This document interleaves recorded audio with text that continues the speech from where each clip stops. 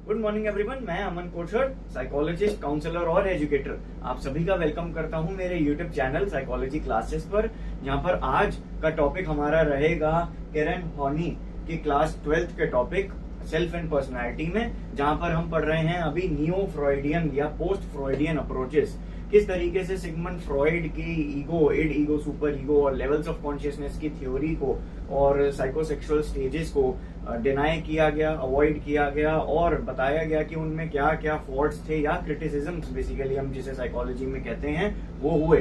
तो उसके लिए कल हमने पढ़े थे कार्ल यंग के बारे में, जहां पर उन्होंने एनालिटिकल थ्योरी का थोड़ा सा डिस्क्रिप्शन हमने जाना और उसके बाद उसमें आर्केटाइप्स, अनकलेक्टिव का अनकॉन्शियस और ये सारे कंसेप्ट हमने कल देखे थे।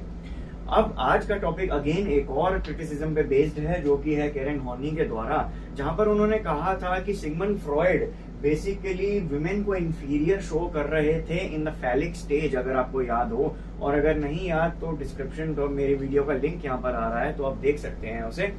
और जहां पर उन्होंने कहा था कि सिगमंड फ्रॉइड का ट्रीटमेंट जो है विमेन के लिए वो इंफीरियर माना जाता है।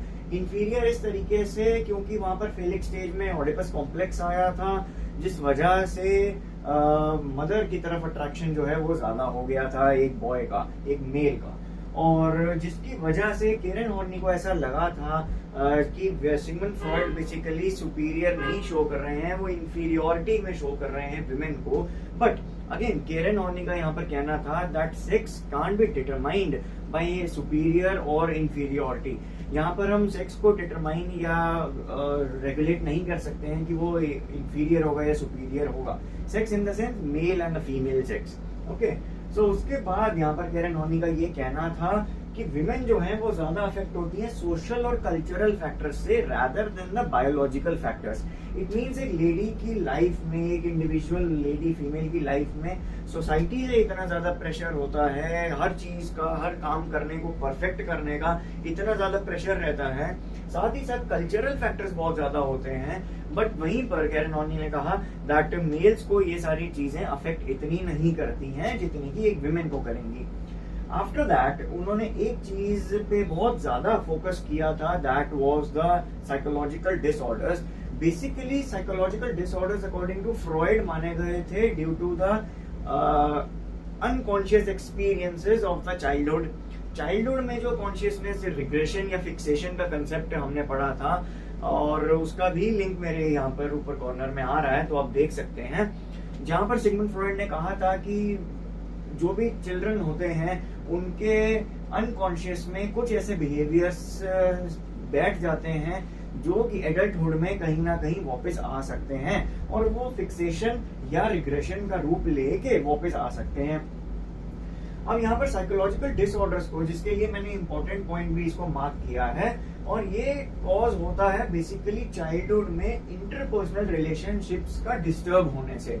Interpersonal relationships in the sense for the child the parent can provide psychological disorder at some point of time if the interpersonal relationship is disturbed।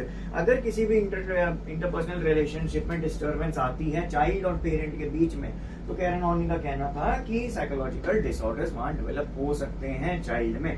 और सबसे पहला एक साइकोलॉजिकल डिसऑर्डर का बेस यानी नींव जो होती है, that is the basic anxiety.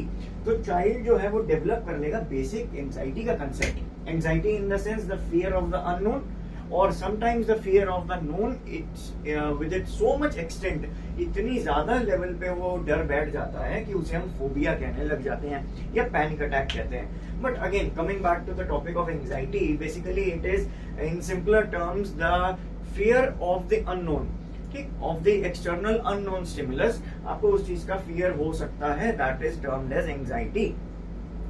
अब यहाँ पर फैक्टर्स क्या क्या बताए हैं कैरन हॉर्नी ने जो कि अफेक्ट करते हैं एक चाइल्ड को बेसिक एंजाइटी का रूप लेने में। Again we'll go back to the third topic, जहां पर मैंने कहा था कि इंटरपर्सनल रिलेशनशिप्स। तो एक मेजर फैक्टर जो प्ले करता है बेसिक एंजाइटी डेवलप करने में, वो होता है सबसे ज्यादा important, that is the hostile atmosphere.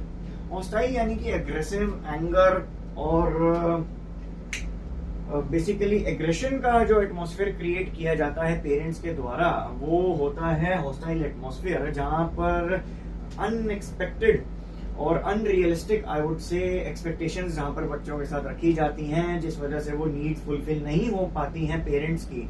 Eight some point of time maybe they had there these kinds of expectations in their childhood, and वही वो expectations अपने unconscious से subconscious and then conscious में लाके बच्चों पे अप्लाई करवाने की कोशिश करते हैं, जिस वजह से एक hostile atmosphere develop हो जाता है। So that can be a cause of basic anxiety. The second one is injustice or discrimination. बच्चों के साथ भेदभाव किया जाता है, इनजस्टिस किया जाता है बच्चों के साथ घर में, उनकी नीड्स को फुलफिल नहीं किया जाता है। एग्रेसिवली और डोमिनेंट तरीके से अगर एक्सेसिव डोमिनेशन किया जाता है, यानी कि उनकी अपनी नीड्स को फुलफिल करवाना जाए या उनकी बात को डिसओबे किया जाए, that is with the help of domination and that too in an excessive manner. तो ये भी एक कारण बनता है बेसिक एंजाइटी का। बेसिकली बच्चा जो है घबराने लग जाता है, उसको पता नहीं चलता है कि मुझे किस तरीके से इन चीजों को इमोशनली रेगुलेट करना है।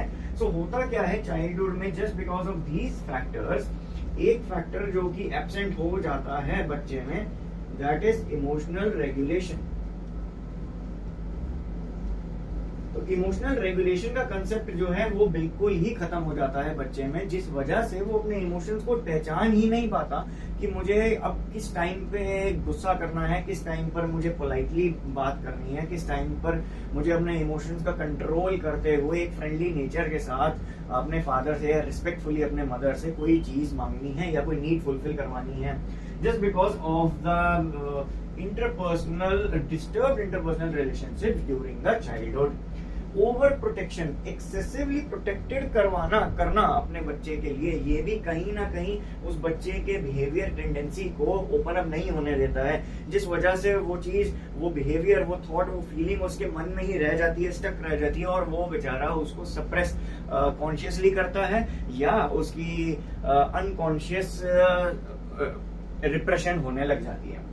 Then last is the lack of respect. यहाँ पर और भी फैक्टर्स हैं, I have just pointed out a few so that you could understand and write them down in the board examinations as well.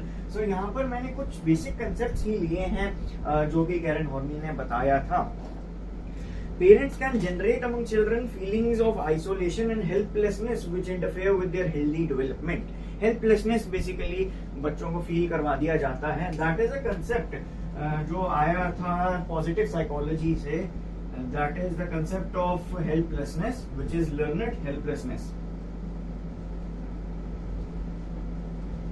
ये एक बहुत ही अच्छा टॉपिक है और इंटरेस्टिंग टॉपिक है, जहां पर बच्चा या कोई भी इंडिविजुअल जो ऐसे एक्सपीरियंसेस बेसिकली फेस कर रहा है बेसिक एंजाइटी के, तो उसके साथ एक ऐसी कंडीशन उसके ब्रेन में कंडीशनिंग हो जाती है जहां पर वो हेल्पलेस फील करता है और वो उस चीज को लर्न कर लेता है that I am helpless and मेरी कोई मदद कर ही नहीं सकता बाय एनी चांस और by any sort of means. So ये बच्चे छोटी एज में ये कंसेप्ट समझ जाते हैं।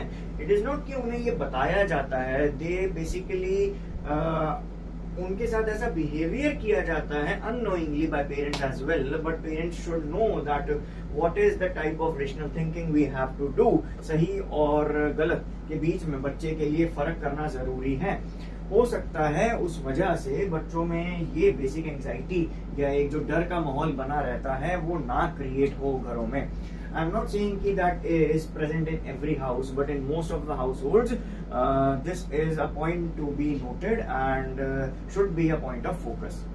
आई होप कि आज का लेक्चर और आज का सेशन भी आपको उतना ही अच्छा लगा होगा जैसे कि आप मेरे लास्ट वीडियोस को पसंद कर रहे हैं। एंड मेरी इस वीडियो को भी लाइक करें, ज्यादा से ज्यादा अपने दोस्तों तक शेयर करें, मेरे चैनल को सब्सक्राइब करें। एंड कल मिलेंगे अल्फ्रेड एडलर के लाइफस्टाइल और सोशल इंटरेस्ट थ्योरी के कंसेप्ट के साथ, जहां पर अगेन सिगमंड फ्रॉइड के क्रिटिसिज्म के बारे में हम बात करेंगे अल्फ्रेड एडलर के द्वारा। So thank you once again and keep studying and keep learning.